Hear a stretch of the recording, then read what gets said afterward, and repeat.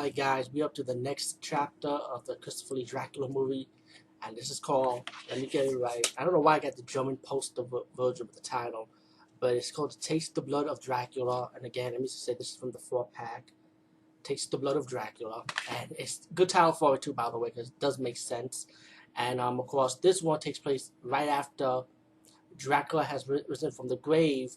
But what I like the origin for this part, like how when Dracula died from the last movie, Dracula has risen from the grave.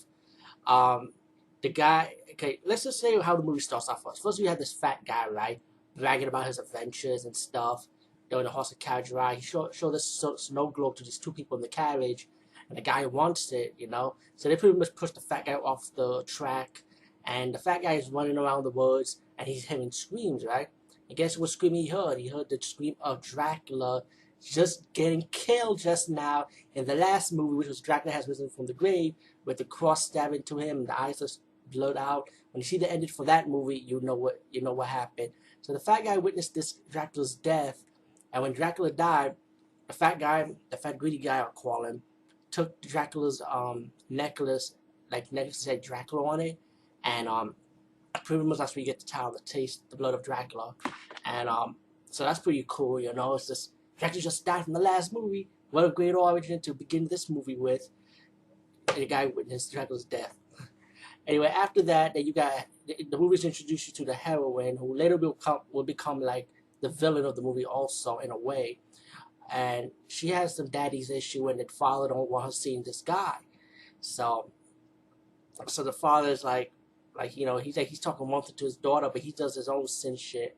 When him and his two rich buddies decided to hang out the hooker place, and you know the three older guys having fun with the hooker place, and this mysterious young handsome man comes in, right, and took one of the girls with him, and the guy that owns the hooker place told these three old guys that, hey, this is the Lord, like he's like a son of this rich Lord who kind of like shunned him from his family, and the son just, I don't know how the son is making his own money, but the son is like, the guy who owns the hooker house told the three rich guys that this guy had been blacklisted from his family, you know, for money, and but he practiced black mass, and he, you know, when he goes to the hooker place, the hookers actually pay him to have sex with.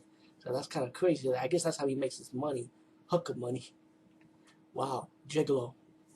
Um, these three old guys start talking. There's one old man saying that, you know, he wants this young guy to hang out with them, and they took him out for dinner. And the three old men talking to this young man. You know, pretty much they want excitement, you know, from like. And then the young guy say that, oh, okay, you're gonna pay me for the stuff that we're gonna need. So that's when this young guy and the three old men go to this pawn shop in a way, and that's when they see the fat old guy from the beginning of this movie, and he say he got this object that this guy is looking for, but he's going to charge him with a price.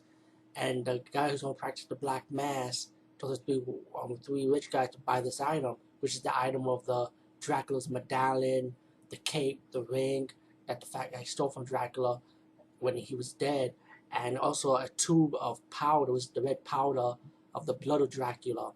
So take a wild guess. They all gone to the church, and when the guy who performed the black mass give them the three glasses of blood, and once the ceremony was continuing, and the blood is pours up from the glass, they gotta practice the fucking black mass. Oh man, he told these three guys, drink the blood, and of course the three old white guys. And why the fuck every time I do a movie review, people always listen by my fucking door? I hate when that happens. No privacy in this damn household. Excuse my language, people. Anyway, yeah, that's ghetto family for you guys. Yeah, a ghetto family. Uh, so let's get to the point. Um, so the three rich old guys, they fucking chicken out, and the guy that's performed the black mass got mad, you know. So one of the rich old guys saying to the guy from the black mass, then why don't you drink the blood? So he drank the blood, right? And the guy from the black mass started choking on the blood, and then he asked these three guys, help me, help me. So these three old guys decided to beat the guy up that practiced the black mass for them, you know, that's supposed to take them out for a good time, you know, like they hire him to show them some new adventure, new excitement, but they turned against him. So they beat him up, and the three old guys ran out.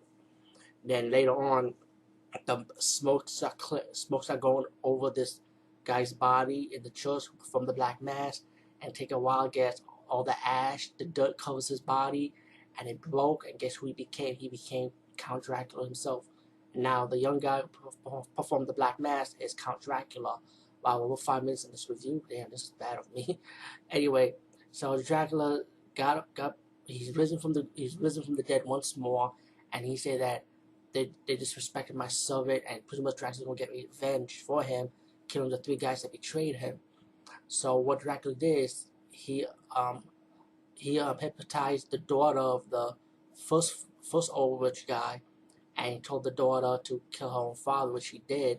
So the daughter is now a slave to Dracula, and one by one these three guys start dying, and he drinks the blood of anyone that circles around this girl, like the female's friend. He sucks her blood and made the female's friend into a vampire, and then the vampire made her fiance to a like a ghoul, like now she's controlling him to kill his father, and each of the fathers start dying pretty much, and then when the last old man that betrayed the Dracula servant want to give this letter to Paul before he died, and when he died, the inspector who investigated his case, his dead body, gave the letter to Paul, and Paul started finding out what really went on with these guys, and then the vampires are real. There's Dracula. Save your girl before she turns into a vampire, but you gotta find out.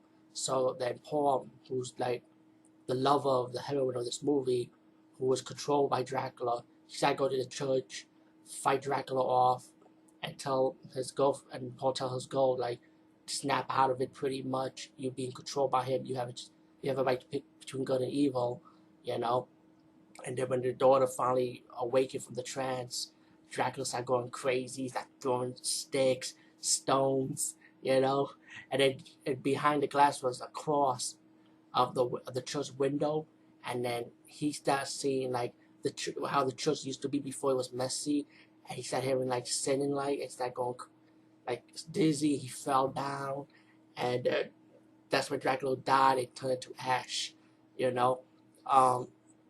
Overall, Taste the Blood of Dracula to me was really good. I actually liked this one too, and I kind of like how the origin of how Dracula recently just died from the last movie, and then he came back alive later, and I like how it started off like that. It's pretty cool. You just die and then picks up right away, like not like 1 year later, not like 2 months later, like pretty much like an hour later, I would say, after the last movie from this one.